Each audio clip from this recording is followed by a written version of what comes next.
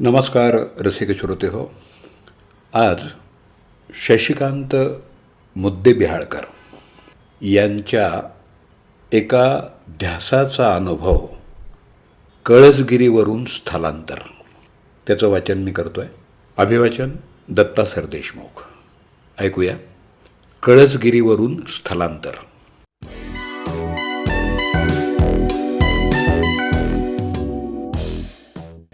मित्र हो, हा आहे एका ध्यासाचा अनुभव. 6 जून 2003ला मी तहसीलदार रोहा या पदावर रुजू झालो. रोहा हे काही मला अपरिचित नव्हतं, कारण याच तहसीलदार कार्यालयात 1971मध्ये मी एक साधा क्लार्क म्हणून काम केलं होतं. हे ऑफिस ब्रिटिशांनी गावापासून थोड्या दूर अंतरावर कळसगिरी नावाच्या टेकडीवर बांधलं होतं.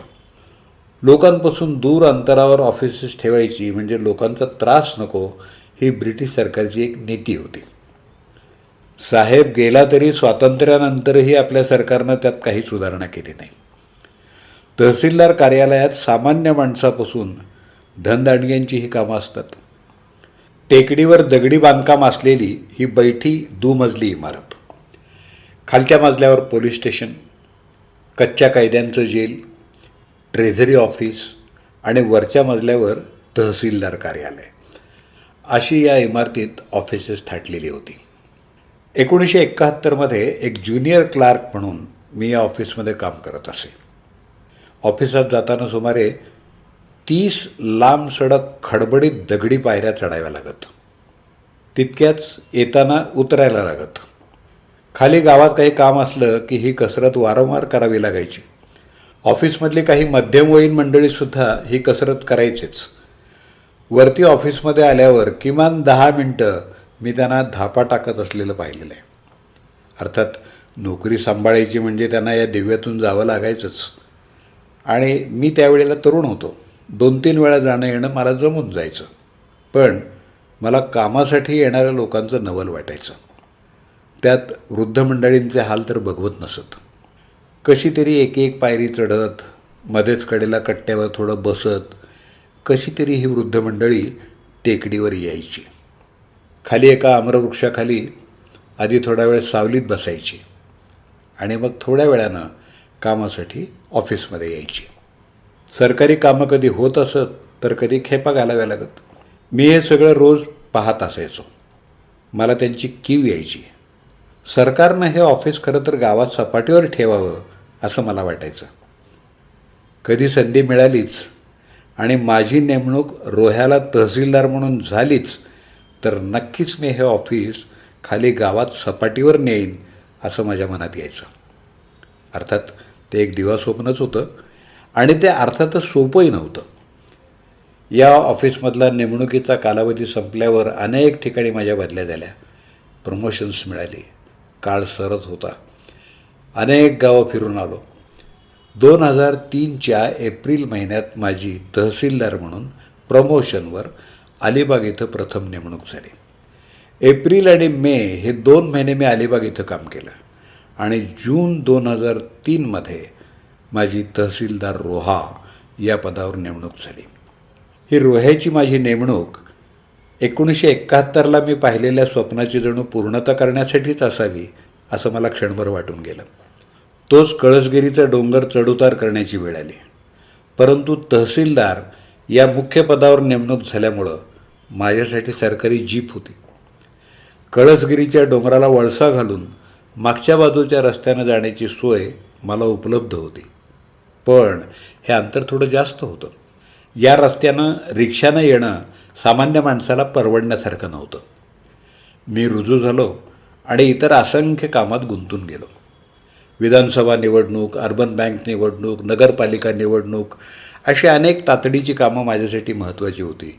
तरीही आपण इथं असेपर्यंत टेकडीवरचं ऑफिस खाली गावात नेणं हे माझं स्वप्न मी विसरलेलो नव्हतो. त्याच्यासाठी खाली सपाटीवर सरकारी जागा बघण्याचा मी सपाटा लावला होता. परंतु मधल्या काळात सरकारी जागा शिल्लक राहिल्या नव्हत्या. आता माझ्यापुढं प्रश्न पडला. विधानसभा निवडणुकीसाठी मतदान केंद्राच्या जागा तपासण्याचं काम चालू होतं. मला त्याच्यासाठी एक पाटबंधारे खात्याची जीप देण्यात आली होती. अशा वेगवेगळ्या विभागाच्या गाड्या निवडणुकीच्या कामासाठी रिक्विजिशन करण्यात येत असतात. अशा या पाटबंधारे खात्याच्या गाडीतून मी गावोगावची मतदान केंद्र सुस्थितीत आहेत का हे पाहत होतो.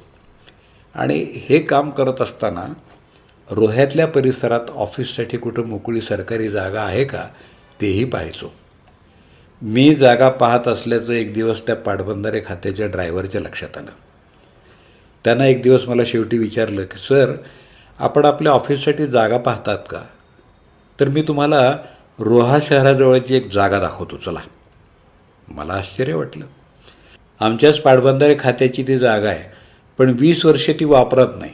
तिथं नुसतं रान पसरलं आहे आणि झोपडपट्टी होती आहे.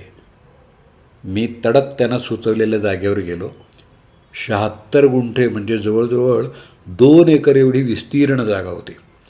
त्यात अधूनमधून झोपड्या होत्या. बाकी सगळीकडं गवताचं रान पसरलं होतं.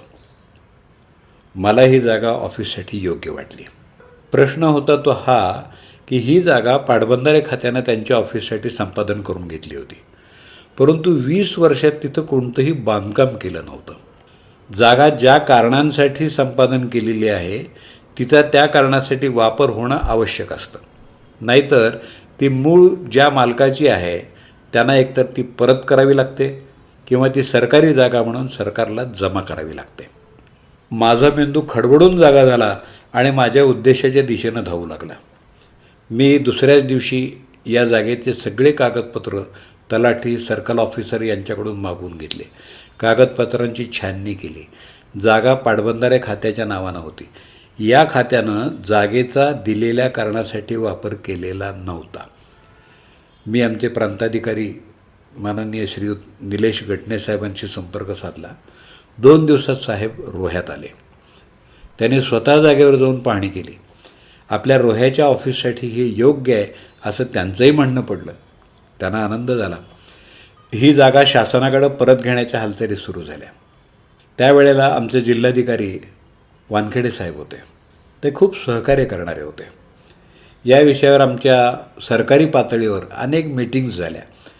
पाटबंधारे खात्याचा ही जागा द्यायला विरोध होता, परंतु त्यांनी 20 वर्षात जागेचा वापरही केला नव्हता. अखेर त्यावेळचे नगरविकास राज्यमंत्री माननीय श्री सुनीलजी तटकरे साहेबांनी मध्यस्थी केली आणि पाटबंधारे खात्याच्या कार्यकारी अभियंता यांना आदेश देऊन अखेर ही जागा रोहा तहसीलदार कार्यालयासाठी वर्ग करण्याची प्रक्रिया पूर्ण केली.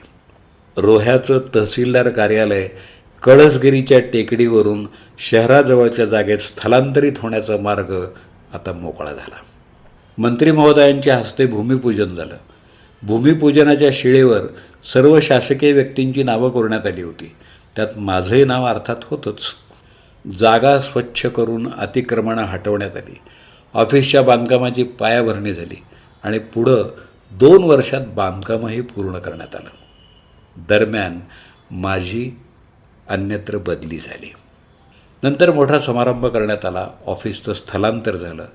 दरम्यान भूमिपूजनाची शिळा जिच्यावर माझं नाव कोरलं होतं ती गायब झाली. बांधकाम कंत्राटदारांना सांगितलं की ती पायाभरणीत जमिनीत गाडली गेली. थोडं दुःख झालं तरी समाधान झालं ते ब्रिटिशकालीन टेकडीवरचं तहसीलदार ऑफिस गावात सपाटीवर आल्याचं. माझी आठवण भूमीत गाडली गेली, पण एक इतिहास घडला. मला त्याचा जास्त आनंद झाला, कारण सामान्यांसाठी टेकडीवर चढण्याचा त्रास आता होणार नव्हता. मी पाहिलेलं माझं एक स्वप्न पूर्ण झालं. आणखी काय हवं असतं माणसाला? भूमिपूजनाची शिळा जमिनीत गाडून गेली, त्याच्यावरच तर ऑफिसची इमारत उभी राहिली आहे.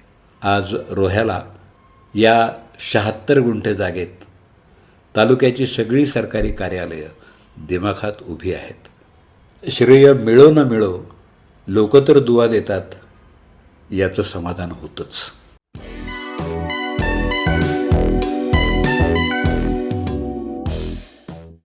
कळसगिरीवरून स्थलांतर या अनुभवलेखाचं अभिवाचन आत्ताच आपण ऐकलं. लेखक शशिकांत मुद्देबिहाळकर.